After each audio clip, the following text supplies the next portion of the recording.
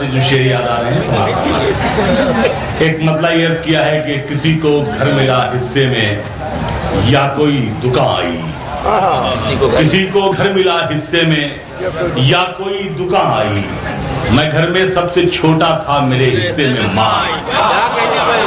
کسی کو گھر ملا حصے میں یا کوئی کسی کو گھر ملا حصے میں یا کوئی دکان آئی، میں گھر میں سب سے چھوٹا تھا میرے حصے میں ماں آئی۔ ایک مطلب یہ ہے کہ اے اندھیرے دیکھ لے منہ تیرا کالا ہو گیا، اے اندھیرے دیکھ لے منہ تیرا کالا ہو گیا، ماں نے آنکھیں کھول دی گھر میں اجالا ہو گیا۔ اے اندھیرے دیکھ لے منہ تیرا کالا ہو گیا، ماں نے آنکھیں کھول دی گھر میں اجالا ہو گیا۔ اور ایک مطلب یہ کیا ہے کہ جب بھی کشتی میری سیلاب میں آ جاتی ہے، جب بھی کشتی میری سیلاب میں آ جاتی ہے، ماں دعا کرتی ہوئی خواب میں آ جاتی ہے، ماں دعا کرتی ہوئی خواب میں آ جاتی ہے۔ اور ایک غزل کا مطلب کچھ شعر یہ ہے، سماعت فرمائیں کہ میری خواہش ہے کہ میں پھر سے فرشتہ ہو جاؤں، سنیے، میری خواہش ہے، میری خواہش ہے کہ میں پھر سے فرشتہ ہو جاؤں، ماں سے اس طرح لپٹ جاؤں کہ بچہ ہو جاؤں۔ میری خواہش ہے کہ میں پھر سے فرشتہ ہو جاؤں، ماں سے اس طرح لپٹ جاؤں کہ بچہ ہو جاؤں، اور کم سے کم بچوں کے ہونٹوں کی ہنسی کی خاطر ایسی مٹی میں ملانا کہ کھلونا ہو جاؤں، کم سے کم بچوں کے ہونٹوں کی ہنسی کی خاطر ایسی مٹی میں ملانا کہ کھلونا ہو جاؤں۔ سوچتا ہوں تو چھلک اٹھتی ہیں آنکھیں، لیکن تیرے بارے میں نہ سوچوں تو اکیلا ہو جاؤں۔ سوچتا ہوں تو چھلک اٹھتی ہیں آنکھیں، لیکن تیرے بارے میں نہ سوچوں تو اکیلا ہو جاؤں۔ چار اگر تیری مہارت پہ یقین ہے لیکن، چار اگر تیری مہارت پہ یقین ہے لیکن، کیا ضروری ہے کہ ہر بار میں اچھا ہو جاؤں؟ کیا ضروری ہے کہ ہر بار میں اچھا ہو جاؤں؟ اور شاعری کچھ بھی ہو رسوا نہیں ہونے دیتی، میں سیاست میں چلا جاؤں تو ننگا ہو جاؤں۔ شاعری کچھ بھی ہو رسوا نہیں ہونے دیتی، میں سیاست میں چلا جاؤں تو ننگا ہو جاؤں۔ حضرت ایک مطلع اور ایک تازہ غزل کے 4-5 شعر میں عرض کر دیا۔ بیٹا ذرا ایک 2 منٹ کے لیے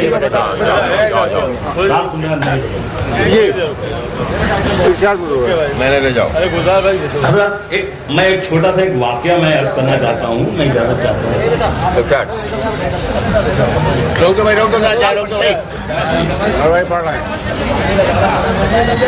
میں ایک بہت چھوٹا سا ایک واقعہ یہ ہے کہ 2-3 برس سے میرے پاس ایک دعوت نامہ آتا تھا سندھو درشن کے لیے، وہ جو سندھو ندی کے سلسلے میں لداخ میں ہوتا ہے، تو میں کبھی گیا نہیں، تو وہاں سے برابر اس کے سب کاغذات آتے تھے، البمیں اور سب آتی تھیں۔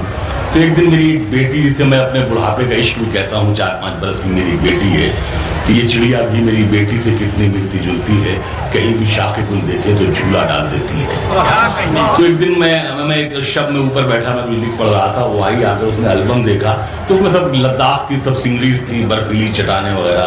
تو اس نے مجھ سے پوچھا کہ پاپا یہاں آئس بہت ہے۔ میں نے کہا ہاں بیٹا آئس تو ہوتی ہے یہاں۔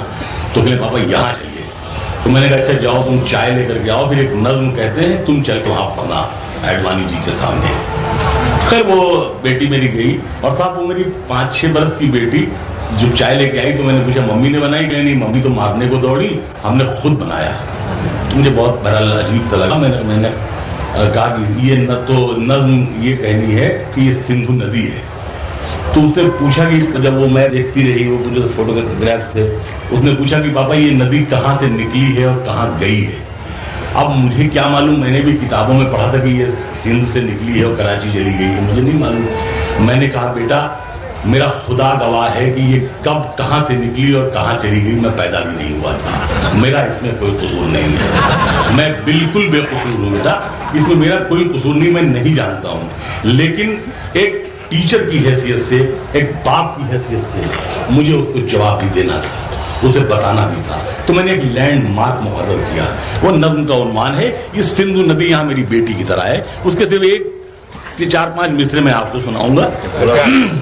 तो मतलब ये है कि सिंधु सदियों से हमारे देश की पहचान है, सिंधु सदियों से हमारे देश की पहचान है। ये नदी गुजरे जहां से समझो हिंदुस्तान है।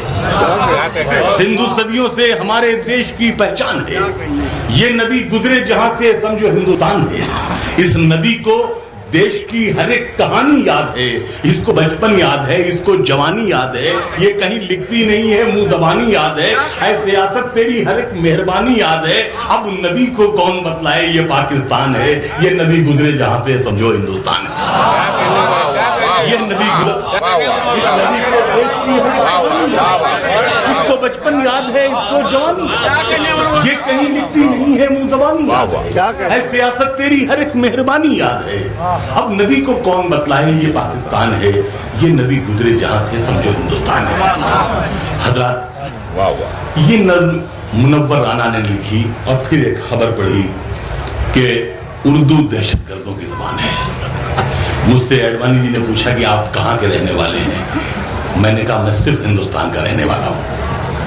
शेर समाप्त फरमाए एक मतलब, उसके बाद 3-4 शेर अलग अलग।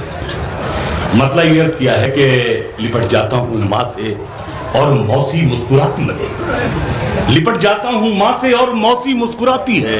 मैं उर्दू में गजल कहता हूँ, हिंदी मुस्कुराती है। लिपट जाता हूँ माँ से और मैं मौसी लिपट जाता हूँ माँ से और मौसी मुस्कुराती है। मैं उर्दू में गजल कहता हूँ, हिंदी मुस्कुराती है। मतलब यहाँ से अर्ज कर रहा हूँ कि हमारी बेबसी देखो, उन्हें हमदर्द कहते हैं। हमारी बेबसी देखो, आप देखिएगा, हमारी बेबसी देखो, उन्हें हमदर्द कहते हैं। जो उर्दू बोलने वालों को दहशतगर्द कहते हैं। हमारी बेबसी देखो, उन्हें हमदर्द कहते हैं। जो उर्दू बोलने वालों को दहशतगर्द कहते हैं। और मदीने तक में हमने मुल्क की खातिर दुआ मांगी, मदीने तक में हमने मुल्क की खातिर दुआ मांगी। किसी से पूछ ले, इसको वतन का दर्द कहते हैं। मदीने तक में हमने मुल्क की खातिर दुआ मांगी, मदीने तक में हमने मुल्क की खातिर दुआ मांगी। किसी से पूछ ले, इसको वतन का दर्द कहते हैं। और बशीर साहब देखेंगे इसमें काफिया में नज़्म किया, देखेंगे राजा साहब, किसी से पूछ ले, इसको वतन का दर्द कहते हैं। और किसी भी रंग को पहचानना मुश्किल नहीं होता, किसी भी रंग को पहचानना मुश्किल नहीं होता। मेरे बच्चों की सूरत देख, इसको दर्द कहते हैं। किसी भी रंग को पहचानना मुश्किल नहीं होता। मेरे बच्चों की सूरत देख, इसको दर्द कहते हैं। और अगर दंगाइयों पर तेरा कोई बस नहीं चलता, अगर दंगाइयों पर तेरा कोई बस नहीं चलता, तो फिर सुन ले हुकूमत, हम तुझे नामर्द कहते हैं। जो उर्दू बोलने वालों को दहशतगर्द कहते हैं। मदीने तक में हमने मुल्क की खातिर दुआ मांगी।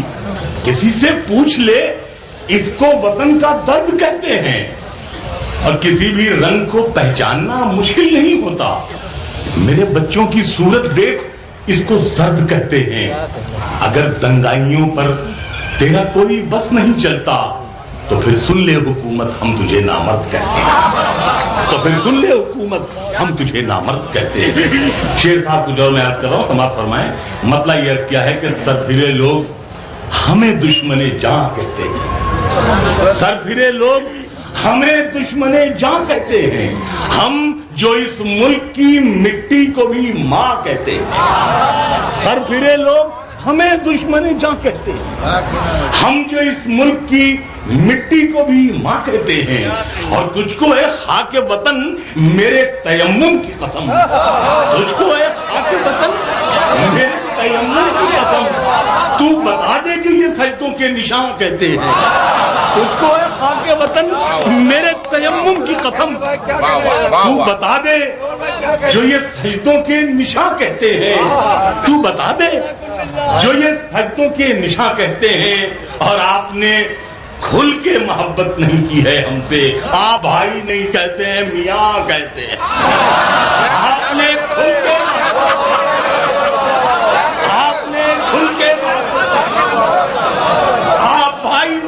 کہتے ہیں، میاں کہتے ہیں، آپ نے کھل کے محبت نہیں کی ہے، آپ نے کھل کے محبت نہیں کی ہے ہم سے، آپ بھائی نہیں کہتے ہیں، میاں کہتے ہیں، اور شاعری بھی میری رسوائی پہ آمادہ ہے، میں غزل کہتا ہوں سب مرثیہ خواں کہتے ہیں، میں غزل کہتا ہوں سب مرثیہ خواں کہتے ہیں۔ اور غزل کے 3-4 شعر میں اور سنایا جاؤ۔ مطلب یہ ہے کہ محبت کرنے والوں میں یہ جھگڑا ڈال دیتی ہے۔ 2 شعر اور مجھے یاد آ رہے ہیں، میں سنا دوں۔ ایک مطلب ایک شعر یہ ہے کہ سچ بولنے کا کام توگڑیا کو دے دیا، سچ بولنے کا کام توگڑیا کو دے دیا، بلی کی دیکھ ریکھ میں چڑیا کو دے دیا، سچ بولنے کا کام توگڑیا کو دے دیا، بلی کی دیکھ ریکھ میں چڑیا کو دے دیا، اور دنیا ہمارا حق بھی ہمیں دے نہیں سکی، پوٹا بھی ہم سے چھین کے راجا کو دے دیا، دنیا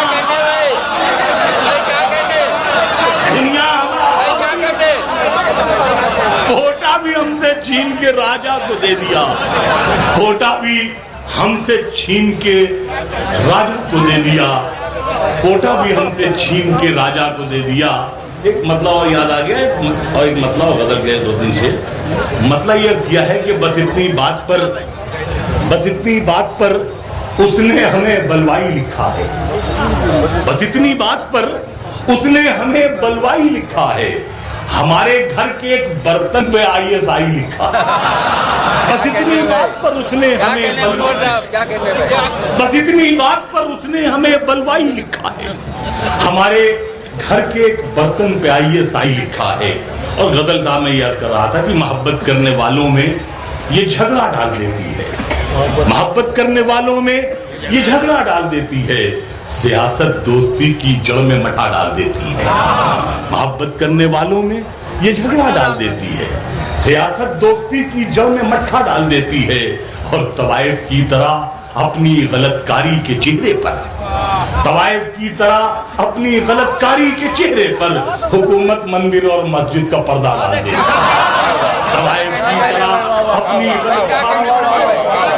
طوائف کی طرح اپنی غلط کاری کے چہرے پر حکومت مندر اور مسجد کا پردہ ڈال دیتی ہے، اور حکومت منہ بھرائی کے ہنر سے خوب واقف ہے، یہ ہر کتے کے آگے شاہی ٹکڑا ڈال دیتی ہے، حکومت منہ بھرائی کے ہنر سے خوب واقف ہے، یہ ہر کتے کے آگے شاہی ٹکڑا ڈال دیتی ہے۔ اور حضرات یہاں سے یہ 3 شعر غزل کے میں آپ تمام حضرات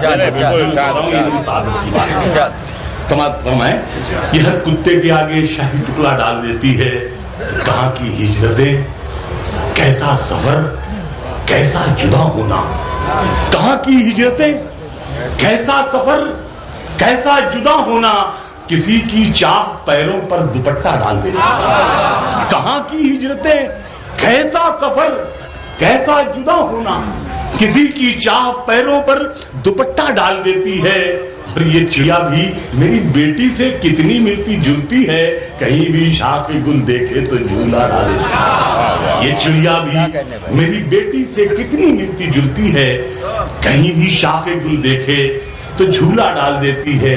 اور شعر آخر حضرات یہ ہے کہ بھٹکتی ہے ہوس دن رات سونے کی دکانوں، بھٹکتی ہے ہوس دن رات سونے کی دکانوں میں، غریبی کان چھدواتی ہے تنکا ڈال دیتی ہے، میں غم دنیا بھی پل گیا، سکے کئی کھڑے تھے تو کھوٹا بھی ڈل گیا۔ میں اپنے اس حقیر و فقیر کلام کے بعد 10 بستہ گزارش کر رہا ہوں اپنے بڑے بھائی اور محترم شاعر جناب تمنا جمالی سے کہ وہ تشریف لائیں اور اپنے کلام سے نوازیں۔ محترم تمنا جمالی۔ غریبی کان چھدواتی ہے دن کا ڈال دیتی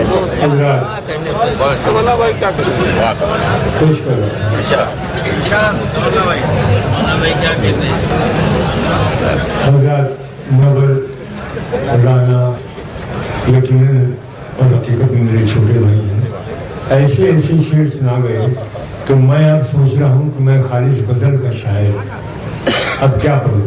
بہرحال 3 شعر آپ کی نظر کر رہا ہوں، اس کے بعد 4 شعر بدل کے تاکہ یہ فورم بدل کا پورا ہو جائے. ملاحظہ کریں، سن لیں پہلے. عرض کرتا ہوں کہ گلشن گلشن بستی بستی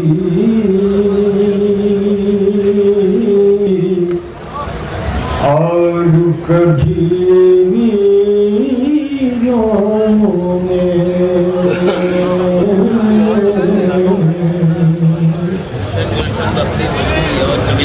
یہ مطلب میرے بالا بنکی کی جو کرم فرما دوست ہیں ان تک پہنچا کے آپ تک پہنچا رہا ہوں.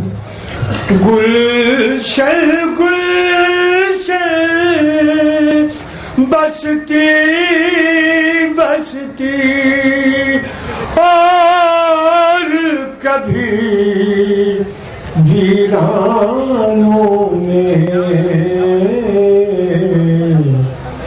دل کا درد لیے پھرتا ہوں اپنوں میں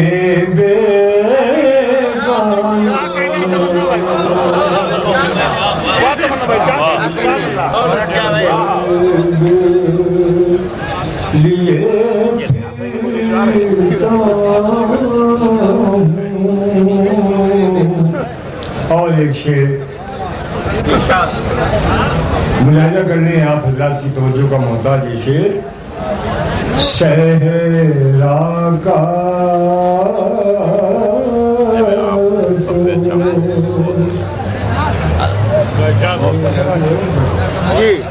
صحرا کا تو ذرہ ذرہ خوب ہمیں پہچانے ہے. شہر کے لوگوں تم کیا جانو، ہم ٹھہرے دیوانوں میں. شہر کے لوگوں حضرات، یہ تیسرا شعر سنانے کے لیے میں نے آپ کو یہ 2 شعر سننے کی زحمت دی.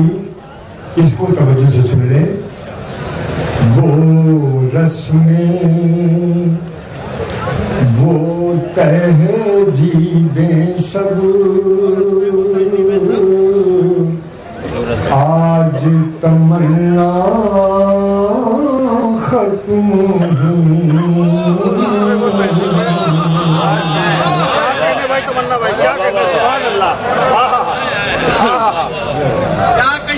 وہ رسمیں وہ تہذیبیں سب آج تمنا ختم ہوئی. نفرت کے اب پھول کھلے چاہت کے گلدان